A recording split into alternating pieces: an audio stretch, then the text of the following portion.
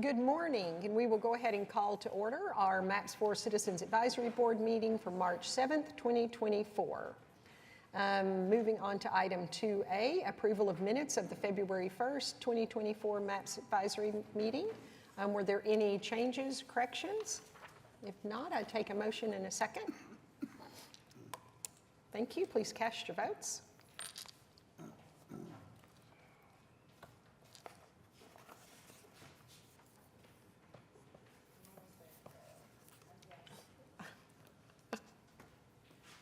Motion passes. Thank you.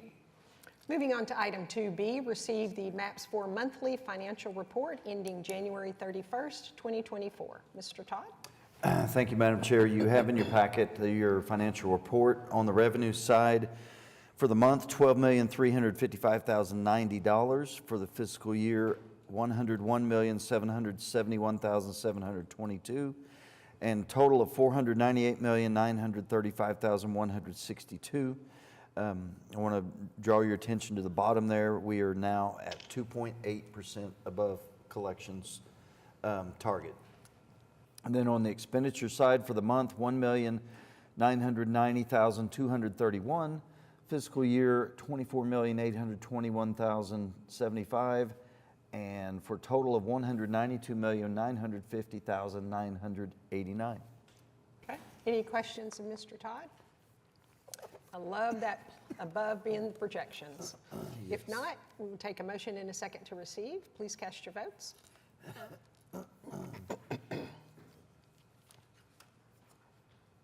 Motion passes. Thank you.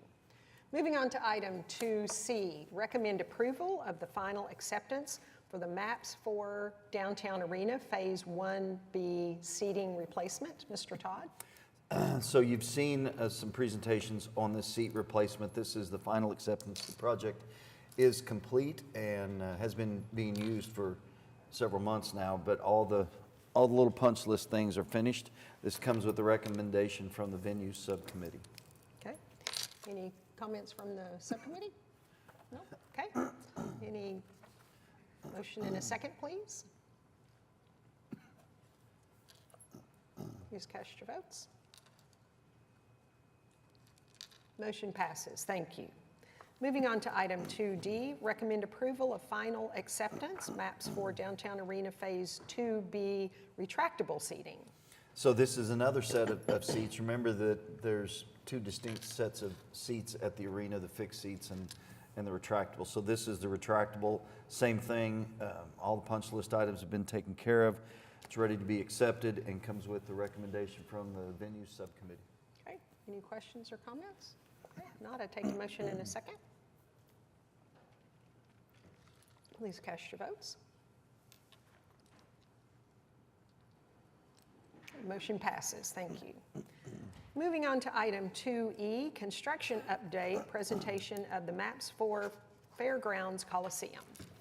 So we'd like to periodically keep you up to date with what's going on with the projects. And as you know, construction is well underway with the Coliseum. Very happy with how that's gone. Travis Pauley from Populous, who's the design architect, is here to take you through a presentation to show you where we are on the project. Welcome. Good morning. Thank you for having me. Yeah, excited to be here to give you guys an update on how the construction is going on the Coliseum.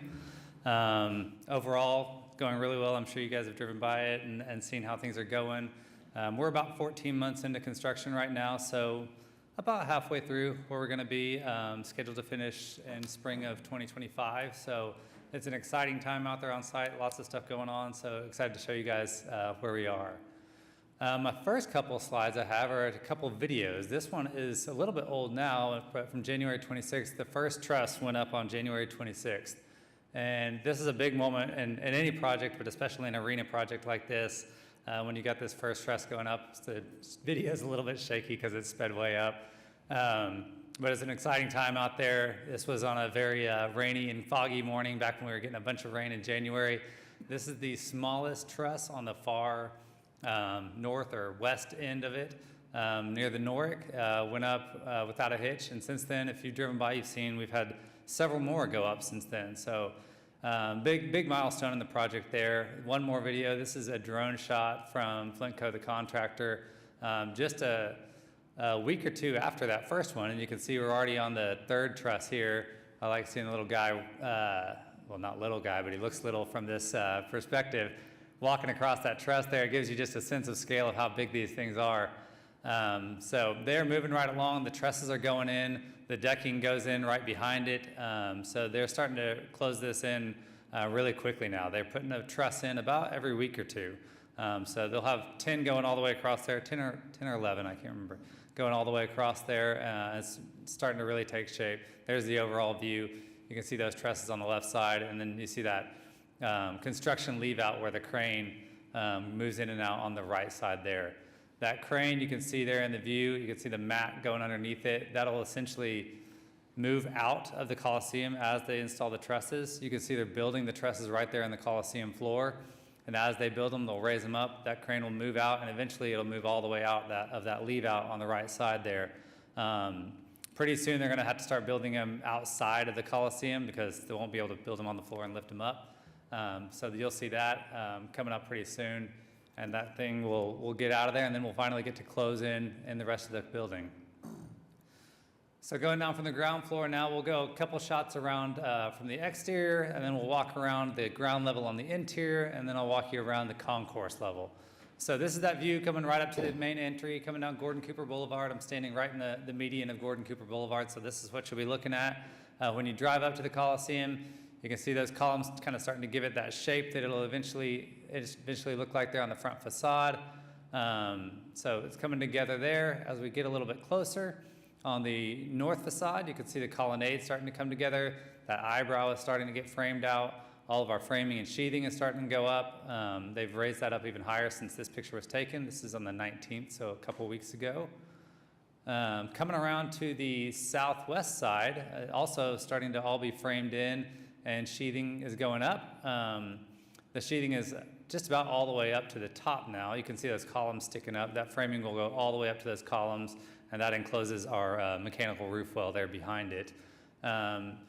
They've started putting on some weather barrier on this, which is black, so as you drive by, you'll see this thing turn from the bright green color of the sheathing to all black as they put that weather barrier on there.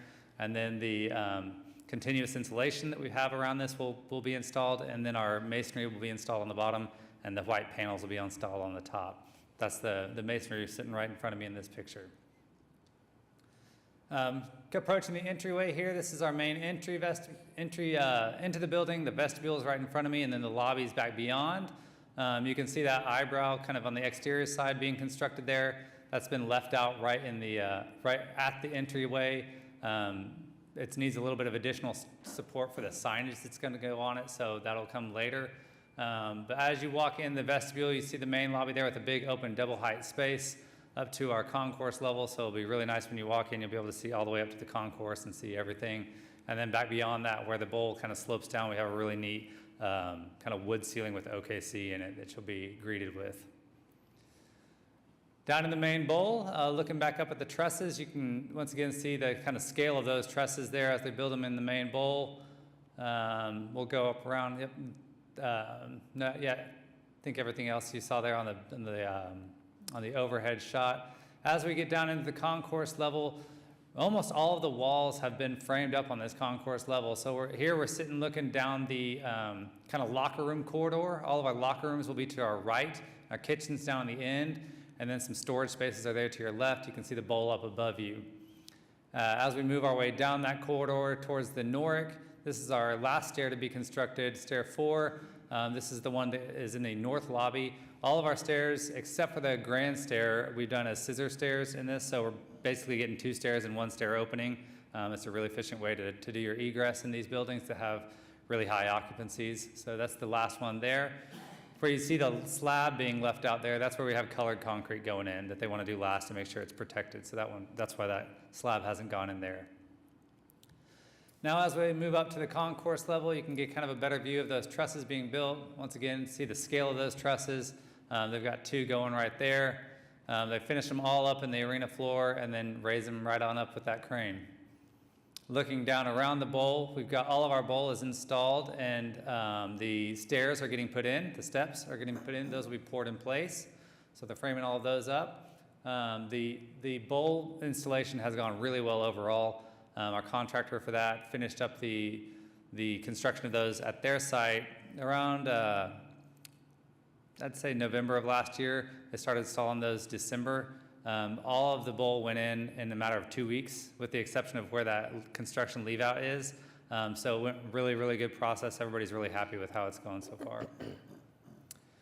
And as we start walking around the concourse, you can really start to get a feel for what it's going to be like out there right now. This is on the north side concourse. You can see all of our walls and restrooms and concessions are getting framed in on the right. That's one of our concessions there, directly on your right side. Restrooms are just beyond that. And then on the left side, you can see one of the benefits to this arena and how we've designed this is when you're up on that concourse level, you're going to have a view of whatever's going on the arena floor no matter where you are. So even if you're going up to the restroom, you're going to the concession stand, you're going to have a great view of whatever's going on in the arena right there. Where you see that wood safety railing right now, that will eventually be our drink rail that'll go all the way around the exterior. So it'll have a nice drink rail going all the way around the exterior of this with standing or stool seating around that. And as we make our way around more towards the north side, this is the lounge and the loge seating, kind of the premium seating on our north side. So this area will have caster seats and drink rail in front of it with the lounge back behind it. You can kind of start to get the feel of the sense of the space there with the roof coming in overhead. And then making our way back around, looking towards downtown, you can see the skyline in the background there. Once again, the other side of the concourse, same thing. That's one of our concessions there to your right. And some restroom banks there to your right. You can see all this overhead starting to go in. So this is that same corridor up near the east end. There's been a ton of overhead work with all the plumbing, electrical, mechanical, fire protection happening right now. Really, once they finished the concrete work for the concourse and the roof deck levels, this thing started really, really moving. They were able to get all the trades in there. And just have a very active work site. They have about 100 to 150 people on site at any given time right now. So it is a beehive of activity out there if you go out there during the day. It's exciting stuff. A lot of action is happening out there. One thing, you may have caught that last picture at the very end of that corridor. One thing that we've tried to integrate into this project that's a little bit unique is on two kind of diagonal sides of this. Instead of having a roof hatch or a pull-down ladder to get up to our mechanical deck there, we were able to continue those stairs all the way up to our mechanical roof level. So that's a great thing for the operator. It makes it a lot easier for them. There's a lot of stuff up on that roof, and they're not having to go up a hatch and a ladder to get to it. They can take the stairs straight up to that mechanical roof deck. Our main wall mock-up, it's getting really close. You can get a sense of what this is going to look like, what the materials are going to look like. This is out by the job trailer. If you happen to drive by, it's about half scale of what the actual wall will be. So those panels are going to be twice as big as what you see out there. The height is about twice as big as what you see out there. They still have some flashing and some things to finish on the roof of there, but it's getting close. It's nice to see what it's really going to look like out there. That's used basically as a go-to when we're out on the construction site. If we see something that we think is a little bit off, we're going to go back to that mock-up and say, hey, no, this is the standard that this has to be held to. So that's kind of the intent of that. We've gone through lots of rounds of getting it just right, so it's doing its job. We have had a few changes in the last couple of months. I think the last time we came to you was a few months ago, so we've had a few changes in that time. I'll talk about 1 and 5 together first because they're kind of related. So the Fairgrounds has secured a naming rights sponsor for this venue. That's not public yet. It's going to be pretty soon, I think. But we've been working with them on some signage around the building. Some of that signage at the two main entries requires a little bit of extra structural support. What we've talked to the Fairgrounds about is the Fairgrounds and their sponsor covering all of the actual signage, but in order for construction to proceed and not hinder the construction and the schedule, for us to go ahead and put in any additional structure or conduit and things like that that are needed for that signage. So 1 and 5 are kind of tied together. 5 is the signage credit that they're giving us back because they're going to pay for the signs. And 1 is the extra structure that we have to put in at the main entry and north entry to support those new signs. I'll say the credit that we're getting is for just the 2 signs at the entries. They're going to be doing several additional signs too that we didn't have in the scope that they're going to take care of. So that's what item number 1 and number 5 are. Number 2 is just power for a trap primer. We have a couple trap primers in mechanical rooms that very rarely see water going through them, so they need to be electrical so they can keep them running like they're supposed to. So it's adding that power for those trap primers. Number 3 is a steel anchor revision for the top of our CMU walls. Our CMU walls were originally designed to be anchored into an embed at the bottom of our bowl. That leaves very little flexibility for variance in construction. And so the contractor suggested to change that detail a little bit to allow for the anchor to be on top of the CMU walls and allow some variance in construction. We agreed with him on that, so we went ahead and suggested that change to the walls to allow for a better construction really overall, but that's gonna cost about $5,000 more for that type of anchoring. Item number 4 is that corridor wall revision, and I'll actually go back here because we have a picture of this one. I realized during our presentation yesterday, this is this corridor right here. So that wall on the right was originally designed with masonry going all the way up. You can see it's a pretty tall wall.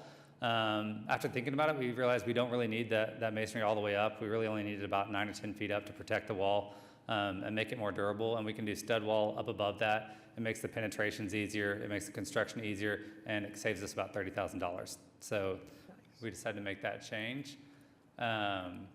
And item number 5, we already covered. And the last item is just the weather delay. We've had a little bit of delay in these last couple months. I believe that's for January and February, 4 days that the contractor is asking for weather delays. So all that adds up to $2,806 for change order number 9. Our total change orders to date, we've had 9 of them. All combined, they combined for a savings, a reduction of $534,000. We started out at a bid price of $126,476,000. Right now, with all of our change orders, we are down to $125,941,000. That's a reduction of about 0.42% of the construction cost. And we are predicted to be complete with construction in May 20th of 2025. So we added 4 calendar days to that. Some of the things that are upcoming in the next few months. So the first one I wanted to talk about and make sure everybody here is aware of, you'll be getting invitations, I think, shortly to it, but we're having our topping out ceremony here in a few weeks. March 27th, we're gonna have a ceremony out there when the last truss goes up. So this isn't necessarily the highest point. We will have a little bit of steel coming up on top of those trusses, but it's kind of the most exciting point because it's that last big truss going up. So we're gonna celebrate a topping out with that last truss on the 27th. Hopefully everybody here can make it.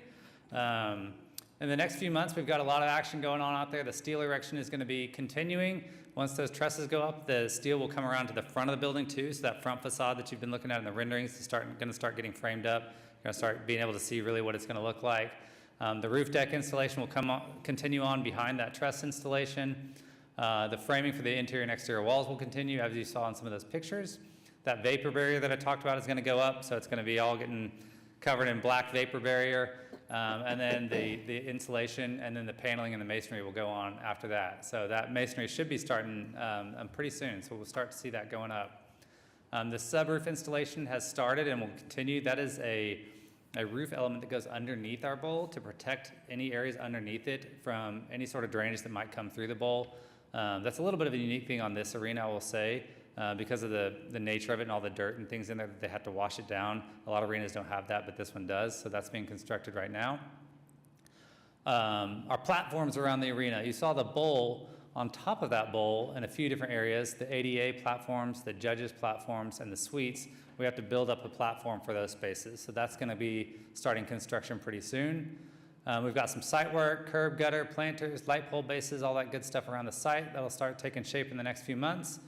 And then once that crane comes out of there, we can start building back that section that we've left out for the crane. So that's one that we're really excited about. It's really gonna start enclosing and making it feel complete around the exterior.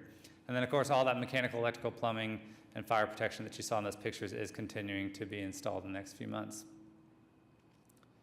That's all I got for you today. I'm happy to answer any questions you may have. Overall, I'll say everybody's really happy with the process, the construction progress that we've made. It's going really well out there, and we hope that it continues. Looks like it's going according to plan. So far, so good. Good. Any questions or comments? Okay. Thank you so much for being here. So item 2F, recommend approval of change order maps for Fairgrounds Coliseum, the amount for an increase of $2,806. Take a motion in a second. Cast your votes, please.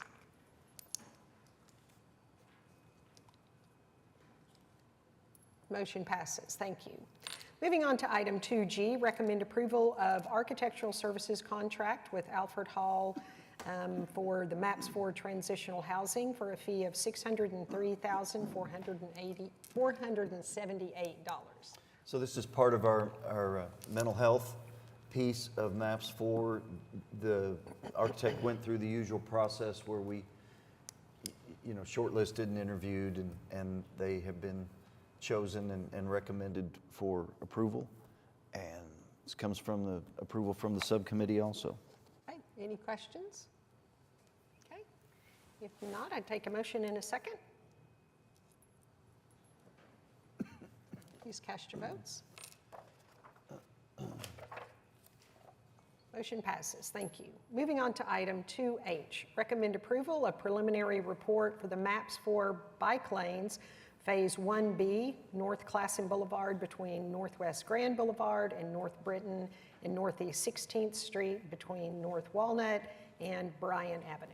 This is the first of our bike lanes that you're seeing today. Preliminary report, roughly 35% completion. So Josh Malwick is here today from Consort Engineers to show you what this project includes. Good morning, Madam Chair, board members. I appreciate the opportunity to come in to present the Phase 1B projects, the preliminary engineering report to you. My name is Josh Malwick. I'm with Consort Engineers. We were selected last year to complete the design of the first phase of the MAPS 4 bike lanes. For today's purposes, we'll talk about the Classen Boulevard and the Northeast 16th Street project. The Classen Boulevard and 16th Street project are the first of the crosstown connection projects to be constructed, as it's shown in Bike Walk. Classen Boulevard begins at Grand Boulevard and extends to Britton Road for 2.6 miles. And then 16th Street begins at Walnut and extends to Bryant Avenue for a total of 2.8 miles. Just the existing conditions for the Classen Boulevard, it's 4 lanes throughout. It's an undivided section between Grand and the Northwest 59th Street, the roundabout there at Chesapeake. And then it's a divided section from Northwest 59th up to Britton Road. There is, like I said, the roundabout at the Chesapeake. We do have a slight transition where we won't have a bike lane. It'll be a shared lane where we transition at Wilshire across the at-grade railroad tracks. The pavement condition along this project is fair to good with some localized pavement failures. Looking at the improvements that we've put together, like I said, we'll begin at Grand and it'll extend all the way up to Britton. But between Grand and Northwest 59th Street, we will go from a 4-lane down to a 2-lane. We will add a dedicated right turn lane at Grand. That way we're able to begin the bike lanes immediately on the east side of Grand. For the westbound, we will be transitioning to tie in to the Deep Fork Trail. At the roundabouts, we will have to terminate the bike lane. The MUTCD, the manual on uniform traffic control devices, doesn't allow us to actually install bike lanes in the roundabout. So we will put Shero symbols that will go through the roundabout to direct the cyclists where to go and inform drivers that cyclists could be in the lane with them as well. And this does turn the project to the north through the Chesapeake campus, as you can see in that right image. Between Northwest 59th and Northwest 63rd, it is where it begins the divided section of the roadway. There are a few signals through there and a number of pedestrian crossings as well. And that center median is about 60 feet for the most part throughout. Continuing north from 63rd up to Britton Road, this is where it does continue the 4-lane divided. The entire project will include 6-foot protected bike lanes. We will build and install delineators along the majority of the project, adding brakes at intersecting roads and where we might have significant commercial driveways. And again, like I said, there is that transition at Wilshire. There are no traffic signals within the limits of this section of the project. Moving over to Northeast 16th Street, we do have two-lane sections. The first one is between Walnut and Lottie Avenue, and then the second one is on the east end between Martin Luther King and Bryant Avenue. The project shifts north. It just has a little jog there at Kelly. And then whenever we get to Lindsay Avenue, there's actually a median that we have to cross. The center section of the project is a 3-lane configuration where it's got a center turn lane that's between Lottie and Martin Luther King. The pavement conditions throughout this project were also fair to good with some localized failures. And just wanted to make note that it does cross the Katy Trail. Looking at the first section, the first 2-lane section between Walnut and Lottie Avenue, this is a 2-lane. It does have about 25 feet, so we will have to do sharrows through this section. And we just made a note that the parking restrictions through there do vary. Sometimes they're on one side of the road, sometimes they're on both. At the Lindsay Avenue intersection, we do have that center median that runs through, so we will be constructing, like you can see in the right image, the 2 8-foot wide sidewalks just to be able to allow cyclists and pedestrians if they need to cross at the same time. It is a stop control, as you can see in the left image, so cyclists would be slowing down as they approach that intersection, so making a jog over into the bike lanes shouldn't be a problem. The reason we have them offset that way is because ADA requirements, we have to keep the sidewalk all in alignment. Between Lottie and Martin Luther King, this is where we do have that 3-lane section. It's 32 feet wide, so we are able to remove the center left turn lane, and then install the tier 2 5-foot bike lanes. We likely won't be able to get in any delineators through this segment because there's too many driveways that are too close together, and then there's a number of intersecting roads. The final section between Martin Luther King and Bryant, we do go back to a 2-lane section through here. This is a little bit narrower than that first section, getting closer to 22 feet. So we will be doing just sharrows through this section. This does connect cyclists to Katy Trail, and we did extend the project out to Bryant Avenue, which is also a shared lane bike facility. We did have to do a little bit of a revision from Bike Walk as far as goes with the tiers and the limits of those tiers. The 2 sections that you can see with the purple or the pink cloud, Bike Walk called out for that to be a tier 2 bike facility, but it's just too narrow, so we had to revise those 2 sections to be a tier 3 shared lane where we will just be installing the sharrows. And like I said, we did extend the project from Katy Trail out to Bryant, and so we will add an additional approximately a half a mile of tier 3 marked facilities. Signal detection, we will need to upgrade 4 of the 7 intersections up to radar. The current types of detection that the city has, I only have 3 on here, but we've got loop detection, FLIR, which is an infrared, radar, and then we actually have video as well, but the standard is to upgrade everything to radar. Radar detects cyclists. I've got the list of the intersections and what each detection type is. So we will have to upgrade those 4. 63rd Street does have a partial upgrade because it's got both radar and loops in that intersection. For pavement repairs, we did have significant patching between Northwest 82nd and Northwest 84th on the southbound side of Classen, so that'll need to be repaired, but otherwise it was just some localized pavement failures that's in the outside lane, which is typical. On Northeast 16th Street, the same thing. We did have failures that were very, very inconsistent along the curb lines. So those will need to be repaired. We did recommend, however, between Lottie and Martin Luther King that we do a mill and overlay whenever we go in and we remove as much stripe as what we would need to remove on those sections. When it gets dark and it rains, the stripe, the scarred pavement tends to look like a stripe. So for safety, we feel like it's best if we go ahead and do a mill and overlay in that section so that we get rid of that scarred pavement.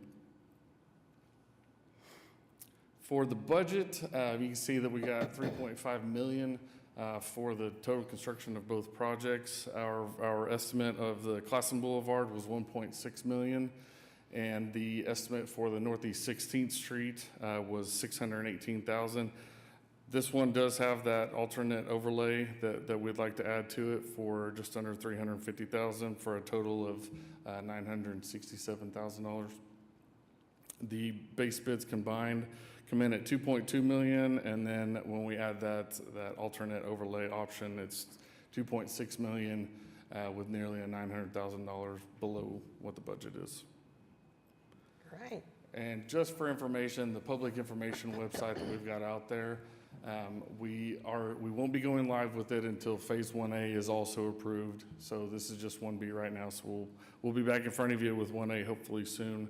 But this is the kind of information that we've got on it. You can see it's got like a project overview, some of the facility types, just general information about bike lanes, and then general information about the project, the budget, and the schedule as well. For our schedule, we're shooting to have the final plans done hopefully before June, but maybe in June, so that we can try and get to construction by August, and then try and shoot for a construction completion before the end of the year. Our conclusions and recommendations for this is to construct the alignment and the tiers as we've shown, update the signal detection to what's necessary to go into radar, and then complete the base bid and the overlay alternate as we've recommended. And with that, if you guys have any questions. Thank you. Any questions? Comments? Ross, we had talked about some form of way to denote the 8-foot wide bike lane. We talked about bollards. I can't believe I said that word. We talked about a grass strip, and we talked, or perhaps talked about paint. Is that part of the, will you see those in future more We'll have to look into those. In this for the road, it's not typical to put bollards or the grass strip in there, but I know we talked about how wide the bike lane would be right there at the intersection, and we're going to look at different ideas. just that small place where it crosses the median there on 16th, where we're expanding the sidewalks to 8 Okay, you're feet. talking about just the 8-foot wide little Right, sidewalks right. there. Because that visually is kind of makes a road. Yes, we could do that. We would have to have, maybe we may have to widen the sidewalks more for the ADA requirements of it. Because the city will require, if we haven't divided with the strip, we'd have to put 5 foot on each side Right. in each location. Okay. That was something that we discussed in the committee that we thought was important in that part of the planning. So we'd like to see that implemented if possible. We have $900,000 left over in this budget, which is exceptional. One of the things the committee had hoped was that the trail could be in part of the boulevard in the center median where it's safer. We've been able to delete that to save money, which is perfect.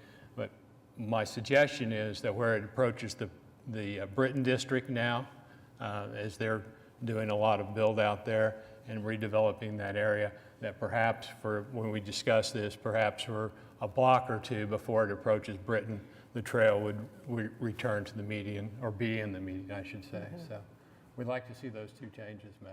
Yes, we've talked to planning about getting the conceptual drawings that they have for those so that we can try and work with it. Very good. And the committee recommended approval. Okay. Any other questions or comments? Okay. Thank you so much for Thank your you. presentation and being here today. So I take a motion in a second. Cast your votes.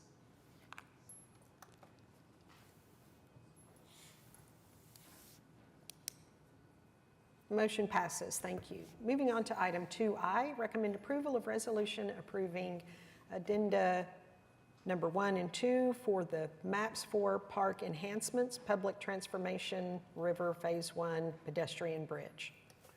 Recall that we previously did a project for the beams for this bridge because of lead times that we were afraid of, and we have those. This is for the actual bridge. Chris Russell is here from Team Design to go through briefly what this project includes, and this is for the construction of the bridge. Welcome, we're glad to have you back. Thanks for having me. Well, I'll just go ahead and start up then.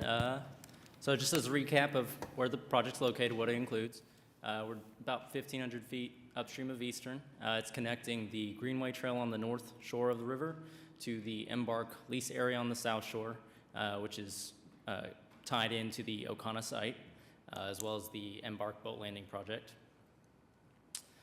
So included with the base bid is, of course, the bridge construction and the Greenway Trail reconstruction on the North Shore, but it does have some base bid aesthetics. That includes the cable railing. So the left image there is just a cross-section of the bridge. So from the deck of the bridge, there's a 13-inch tall concrete parapet. That is to keep any light service vehicles that are on the bridge from bumping into the cable railing. They'll hit that concrete parapet. Then on top of that will be the 2.5 feet of cable railing that you see on the right image there. This overall is 43 inches, so it's above the ADA standard height.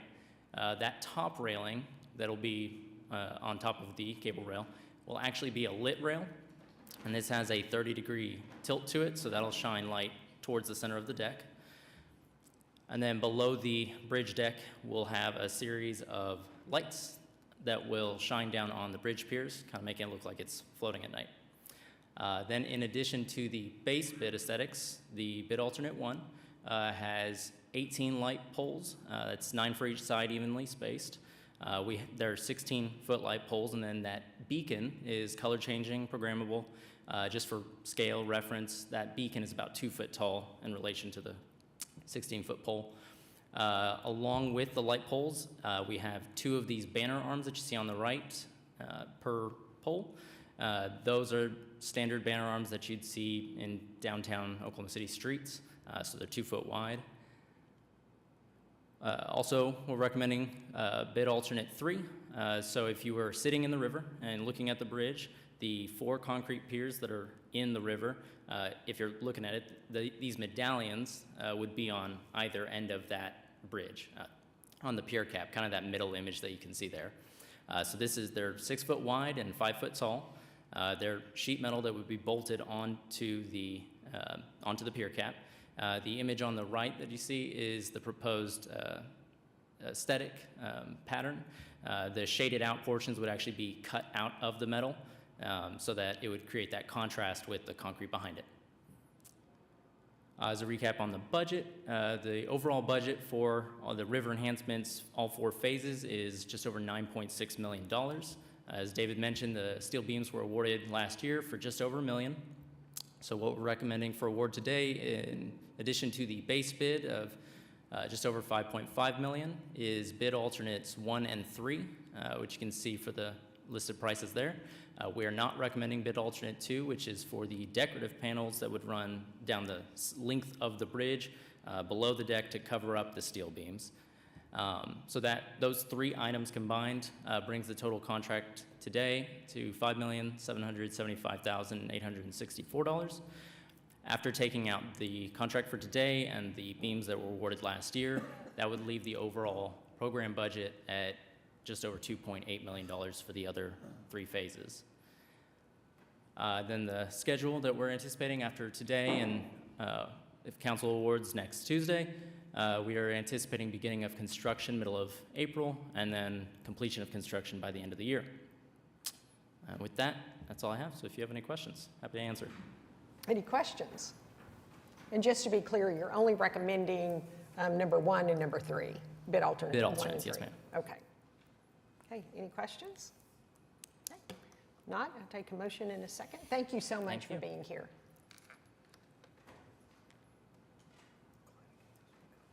Okay, please cast your vote. Yeah.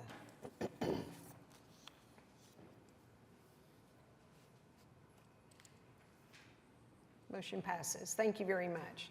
Moving on to item 3, discussion items. Mr. Todd, do we have anything? We don't have anything else. Okay. Item 4, subcommittee reports. Any subcommittee reports? Anything to take note of? Okay. Item 5, update on status of MAPS 4 program. Mr. Todd? I have a whole lot going on. I think you all understand there's a lot in design, working behind the scenes. Had a big meeting yesterday on stadium, so the multipurpose stadium is moving along with design. Palomar plans are getting close to being wrapped up. We should be bringing that to you for bids here soon. Same thing with the diversion hub. Same thing with sidewalks. We got our first package of sidewalks. Bus stops are out on the street. I think that bids next week. Our first package there. Animal shelter will be coming to you later this summer, late summer, but it's well in design, and parks will be coming to you here pretty soon. Fantastic. I did want to ask about the youth centers. I met with a group of community folk last week, and they were particularly interested in the parks master plan and as well as the location of the youth centers. Yep, still being worked on right now. I'll be bringing those to you here in the near future. Okay. And are you all to the point where you all are selecting sites, or is that where you're working on, or? So we're working with the operator to come up with potential sites, and that'll be presented to the subcommittee. Perfect, thank you. Great question. Anything else? Okay. Thank you, Mr. Todd. Moving on to item 6, comments by board, staff, and citizens. Do we have any citizens signed up? No? Anything more from staff? No, ma'am. Okay. Any comments from the board? I just want to say thank you for your continued commitment to these projects. They are transformational, truly, and as we start seeing more coming up out of the ground, it's going to be more and more exciting. Moving on to item 8, adjournment. So we are adjourned. Thank you.